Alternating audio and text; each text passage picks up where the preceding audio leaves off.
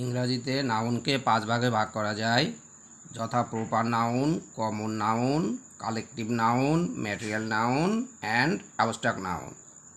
হচ্ছে proper noun বলতে বোঝায় নির্দিষ্ট ব্যক্তি বা বস্তু, যেমন সান, মুন, স্কাই, রবীন্দ্রনাথ ইত্যাদি। এবার কমন নাউন বলতে অনির্দিষ্ট কিছু বোঝায়, যেমন ম্যান, বুক, গার্ল, ট্রি, পেন।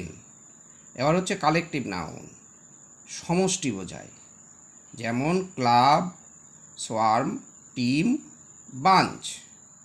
এবার হচ্ছে ম্যাটেরিয়াল নাউন, কোনো পদার্থকে বোঝায়, যেমন gold, soil, milk, water, sand ইত্যাদি। এবার অ্যাবস্ট্রাক্ট নাউন, গুণ বা ভাবকে বোঝায়, যেমন অনেস্টি, ক্রুয়েলটি অ্যান্ড কাইন্ডনেস।